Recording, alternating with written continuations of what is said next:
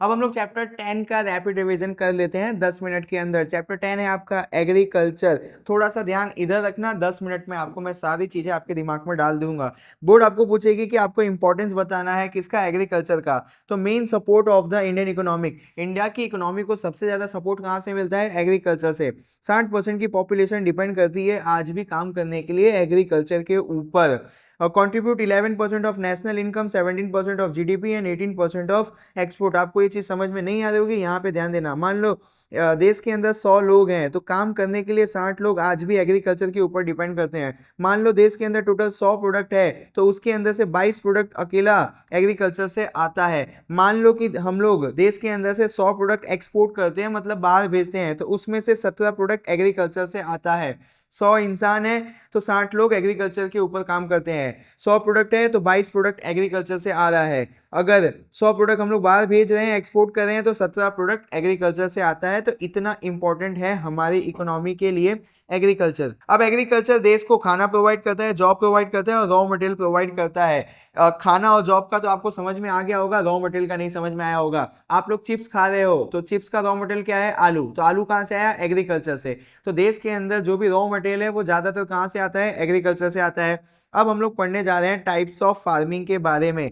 तो बेसिकली यहाँ पे आपने देखा 6 टाइप्स की फार्मिंग होती है। सबसे पहली है सब्सिस्टेंस फार्मिंग, जो फार्मर अपने घर को जिलाने के लिए फार्मिंग करता है उसको हम लोग बोलते हैं सब्सिस्टेंस फार्मिंग। यहाँ पे फार्म लैंड छोटा होता है और कम उगाता है। सिंपल सी भाषा में फार्मर खेती कर रहा है अपने घर पे खाना प्रोवाइड करने के लिए, इसको हम लोग ने बोला सब्सिस्टेंस फार्मिंग। क्या क्या उगाता है, राइस, व्हीट और पल्सेस जैसी चीजें उगाता है। ड्राई फार्मिंग, लो रेनफॉल वाली जगह पे जहाँ पे बारिश कम होती है। और एक चीज और ध्यान रखना, जब बारिश होती है तभी ये लोग खेती कर पाते हैं, मतलब साल में एक ही बार खेती कर पाएंगे। क्या क्या उगाते हैं, ज्वार, बाजरा एंड पल्सेस जैसी चीजें उगाते हैं। वेट फार्मिंग, जहाँ पे ज्यादा पानी अवेलेबल है ऐसी जगह पे फार्मिंग हो रही है, हमने बोला वेट फार्मिंग। हम लोग यहाँ पे पूरे साल अलग अलग क्रॉप उगा सकते हैं। क्या क्या उगा सकते हो, paddy, sugar cane and cotton जैसी चीजें आप यहाँ पे उगा सकते हो। Shifting and zoom farming, forest burn, 2 से 3 साल यहाँ पे खेती करते हैं देन मूव। शिफ्टिंग फार्मिंग का मतलब जंगल को जलाया, 2 से 3 साल यहाँ पे खेती किया, फिर 2 से 3 साल बाद यहाँ के खेत की फर्टिलिटी खत्म हो जाएगी, हम लोग कहीं और पे चले गए, इसीलिए हमने इसको क्या बोला, शिफ्टिंग फार्मिंग। कहाँ पे होता है ये सब, नॉर्थ ईस्ट हिली रीजन में होता है। प्लांटेशन फार्मिंग, ये लार्ज स्केल पे किया जाता है और मशीन और पैसे से उगाए जाने वाले हम लोग फार्मिंग को बोलते हैं प्लांटेशन फार्मिंग। आप देखो क्या क्या उगाया जाता है, टी, कॉफी, रबर और कोकोनट। जब भी प्लांटेशन फार्मिंग आए ना तो आप इतना मान के चलना कि इनको जब हम उगाते हैं तो बहुत ज्यादा प्रोटेक्शन देना पड़ता है, बहुत ज्यादा पैसा खर्चा होता है और मशीन लगती है। तो उगा क्या क्या रहे हैं, टी, कॉफी, रबर और कोकोनट। प्लांटेशन फार्मिंग प्रोटेक्शन वाला farming. Intensive and commercial farming, machine लगाते हैं, केमिकल का यूज करते हैं और हम लोग बहुत ज्यादा क्रॉप उगाते हैं। इंटेंसिव और कमर्शियल फार्मिंग का मतलब कि आप फार्मिंग कर रहे हो पैसा कमाने के लिए, तो आप मशीन लगाओगे, केमिकल का इस्तेमाल करोगे, ज्यादा उगाओगे, ज्यादा पैसे कमाओगे। कॉटन, कोका जैसी चीजें हम लोग इसके अंदर उगाते हैं ज्यादा पैसा कमाने के लिए। फार्मिंग मेथड, ऑर्गेनिक फार्मिंग होता है, सस्टेनेबल फार्मिंग होता है और मिक्स फार्मिंग होता है। अगर हम लोग बिना केमिकल के इस्तेमाल के कोई भी फार्मिंग कर रहे हैं नेचुरल मैन्योर से, तो हम लोग उसको बोलेंगे ऑर्गेनिक फार्मिंग। अगर हम लोग क्रॉप रोटेशन कर रहे हैं, मिनिमल केमिकल का यूज कर रहे हैं, तो हम लोग सस्टेनेबल फार्मिंग। सस्टेनेबल फार्मिंग का मतलब होता है कि हम लोगों को सॉइल की फर्टिलिटी लंबे समय तक बना के रखनी है कि हम लोग ज्यादा क्रॉप उगा सके। तो अगर आपको अपने सॉइल की फर्टिलिटी बना के रखनी है तो केमिकल का बहुत कम इस्तेमाल करना पड़ेगा और क्रॉप रोटेशन करते रहना होगा। अब आ जाओ मिक्स फार्मिंग के अंदर, आपको खेती भी करनी है, जानवर भी पालना है, आसान है। अब आगे देख लेते हैं एग्रीकल्चर रिफॉर्म। एग्रीकल्चर रिफॉर्म के अंदर आपको 2 चीजें याद रखनी है, टेक्निकल रिफॉर्म और इंस्टीट्यूशनल रिफॉर्म। हम लोग मॉडर्न पंप का इस्तेमाल कर रहे हैं, हम लोग ड्रिप इरिगेशन, ये सारी चीजों का इस्तेमाल कर रहे हैं, हम लोग केमिकल का इस्तेमाल कर रहे हैं एज ए फर्टिलाइजर। हम लोग फार्मर को ट्रेनिंग दे रहे हैं, ट्रेनिंग देने के लिए हम लोग बहुत सारे इंस्टीट्यूट को बना रहे हैं। ट्रैक्टर जैसी चीजें खरीदने के लिए फार्मर को हम लोग सब्सिडी दे रहे हैं, हम लोग फार्मर को इन्फॉर्मेशन दे रहे हैं वेदर की। ये सारी जो चेंजेस आई हम लोग इसको बोलते हैं टेक्निकल रिफॉर्म। सीधी सी भाषा में फार्मर अब केमिकल फर्टिलाइजर का इस्तेमाल कर रहा है, टेक्नोलॉजी का इस्तेमाल कर रहा है, फार्मर को वेदर के कंडीशन की इंफॉर्मेशन प्रोवाइड की जा रही है और फार्मर को ट्रेनिंग दी जा रही है ताकि वो नए नए मशीनों से फार्मिंग कर सके। ये सारी चीजें आती है टेक्निकल रिफॉर्म में। Institutional reform, abolition of landlord, अब कोई भी इंसान फार्मर से फालतू का टैक्स नहीं वसूलेगा। Land ceiling act and ownership to tiller, जो खेत जबरदस्ती फार्मर से छीना गया है हम लोग उसको लैंड सीलिंग एक्ट से फार्मर को दिला देंगे। क्रॉप इंश्योरेंस, अगर फार्मर का क्रॉप खराब होता है तो उसको इंश्योरेंस भी देगी गवर्नमेंट। किसान क्रेडिट कार्ड कोऑपरेटिव, मतलब कि अब किसान को सस्ते पे लोन मिलेगा और किसान को अनाज रखने के लिए वेयर हाउस भी प्रोवाइड किया जाएगा। टेक्नोलॉजी में चेंज आया, टेक्निकल रिफॉर्म, किसान का हक दिलाया गया, इंस्टीट्यूशनल रिफॉर्म।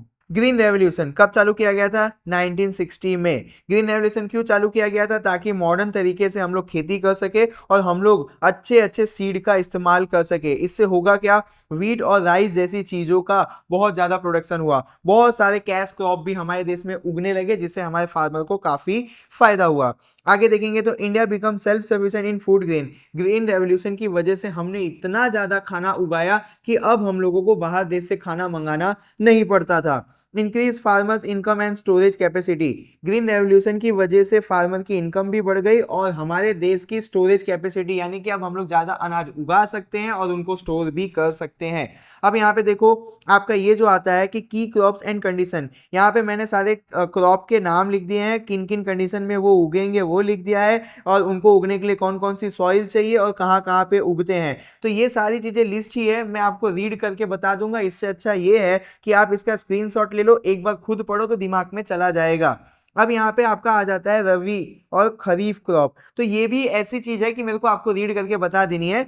मैं इसको जूम आउट कर देता हूँ, आप स्क्रीनशॉट ले लो, एक बार पढ़ना, अपने आप समझ में आ जाएगा। ये दोनों टॉपिक को मैंने काफी आसान सी भाषा में लिख दिया है। अब आ जाओ कैश क्रॉप के ऊपर। तो कैश क्रॉप उगाया ही जाता है सेल करके प्रॉफिट बनाने के लिए। कौन कौन से कैश क्रॉप हैं? फाइबर यानी कॉटन और जूट, बेवरेजेस मतलब टी और कॉफी, ऑयल सीड मतलब groundnut mustard and soybean, plantation मतलब रबर और कोकोनट। ये सारी चीजें उगाओ, पैसा कमाओ, इसको हम लोग बोलते हैं कैश क्रॉप। क्यों उगाया? क्योंकि हमको ज्यादा कमाना था। अब यहाँ पे देखो शुगर क्रॉप्स, वहां से हमको शुगर कैन मिल जाएगा। स्पाइसेस के अंदर ब्लैक पेपर एंड कार्डमन, ये सारी चीजें हम लोग उगा रहे हैं और पैसे कमा रहे हैं। एक लास्ट सवाल जो बोर्ड आपको पूछ रही है कि land of golden leaf Gujarat, Kheda, Anand for tobacco.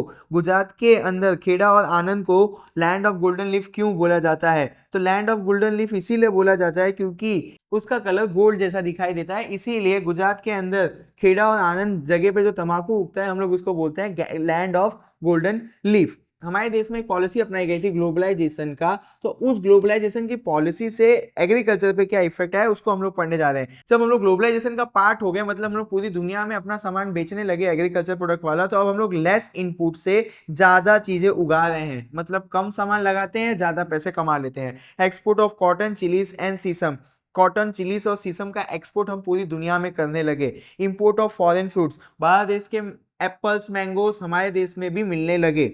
Boost to food processing industry, food processing industry मतलब जो आप वेफर खा रहे हो, जो जैम खा रहे हो, जो केचप खा रहे हो, ये सारी इंडस्ट्री को हम लोग बोलते हैं फूड प्रोसेसिंग इंडस्ट्री। जब हम लोग ने ग्लोबलाइजेशन की पॉलिसी अपनाई तो ये सारी इंडस्ट्रीज हमारे देश में बढ़ गई।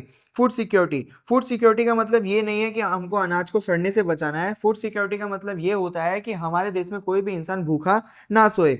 तो post green revolution India store surplus grains, हम लोगों ने ग्रीन रेवोल्यूशन किया हमारे देश में, उसके बाद से हमारे पास बहुत ज्यादा स्टोरेज होता था, जिसकी वजह से अब देश के अंदर कोई भी इंसान भूखा नहीं सोएगा। कभी भी देश के अंदर अगर सूखा पड़ेगा तो हमारे पास इतना स्टॉक है कि हम लोग उस सूखे के अंदर लोगों को खाना प्रोवाइड कर सकते हैं। The government provide food to the poor via PDS, हमारे पास ये जो स्टॉक पड़ा हुआ है इसी से खाना निकाल के गवर्नमेंट गरीबों को भी बांट देती है, तो कोई भी गरीब हमारे देश में भूखा नहीं सोएगा।